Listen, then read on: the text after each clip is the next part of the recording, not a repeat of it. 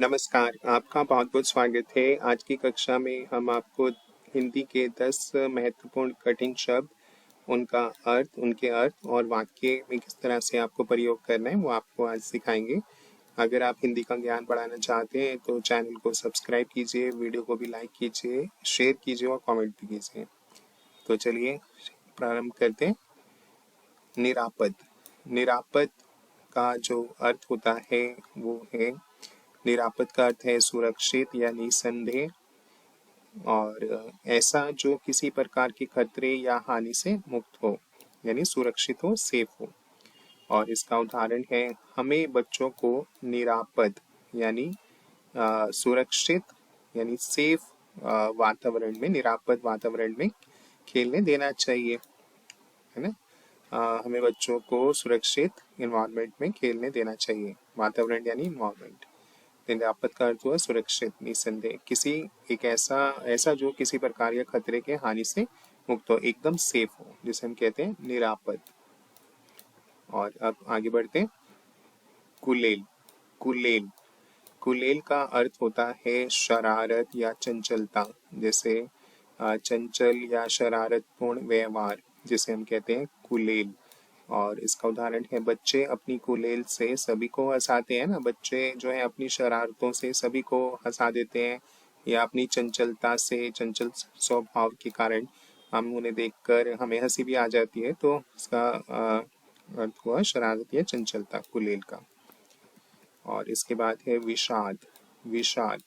विषाद का अर्थ होता है दुख या उदासी, गहरा दुख या अवसाद का अनुभव, जैसे परीक्षा में असफल होने पर उसे गहरा विषाद हुआ। जैसे परीक्षा में वो फेल हो गया, असफल हो गया, तो उसे बहुत ज्यादा विषाद हुआ, यानी बहुत ज्यादा उदासी हुई या दुख हुआ। पराकाष्ठा।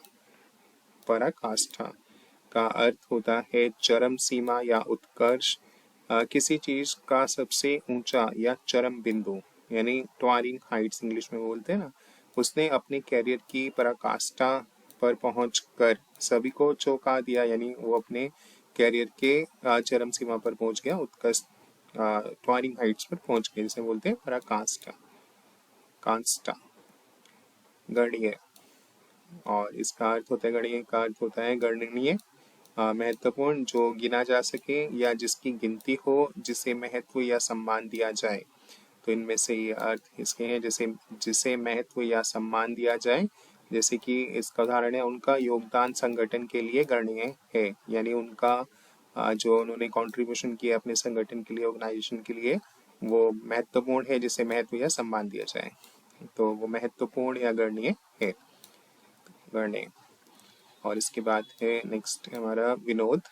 विनोद का अर्थ होता है मनोरंजन, हास्य, कुछ ऐसा हो हंसी या मनोरंजन का कारण बने, जैसे उसके विनोद ने सभी का मन मोह लिया, यानी उसके मनोरंजन ने, उसने कुछ ऐसा कोई कार्य किया जिसको देखकर हंसी आ गई और उस सबका मन मोह लिया उसने, उसके विनोद, उसके मनोरंजन, उसके एंटरटेनमेंट में, उसे विनोद। और इसके बाद है तप्त। तप्त।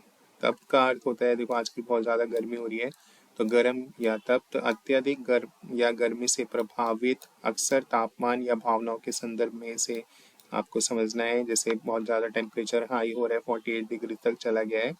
उदाहरण इसका है ग्रीष्म काल, यानी जो समर टाइम होता है, में दोपहर के समय सड़कें क्या हो जाती हैं, एकदम गर्म हो जाती हैं लू चलने के कारण, है ना, तो तप्त हो जाती हैं।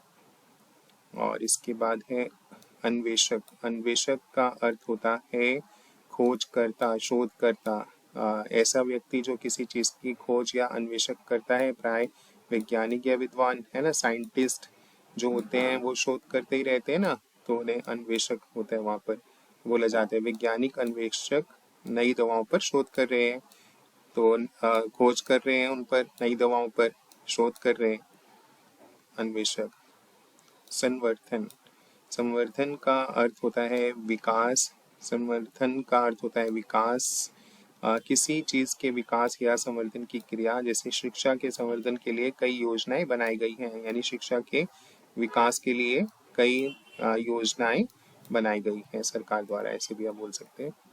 अलंकरण, अलंकरण का अर्थ है सजाना या सजावट, और सजाने या सज्जा के करने की क्रिया। जैसे कि शादी वगैरह में हम अपने घर को बहुत सजाते हैं, सजावट करते हैं घर की। तो विवाह के अवसर पर घर का अलंकरण बहुत सुंदर था, यानी घर की जो सजावट थी बहुत ज़्यादा सुंदर थी विवाह के अवसर पर, शादी के समय। तो आज हमने आपको 10 कठिन शब्द, उनके अर्थ और वाक्य कराए। Thank you for your attention. ऐसे हम आपको हर दिन 10 कठिन शब्द और वाक्य, उनका अर्थ और वाक्य कराएंगे। अगर आप करना चाहते हैं, हिंदी का ज्ञान बढ़ाना चाहते हैं, तो सब्सक्राइब कीजिए चैनल को, वीडियो को भी लाइक कीजिए, शेयर कीजिए और कमेंट भी कीजिए। धन्यवाद। आपका दिन शुभ हो।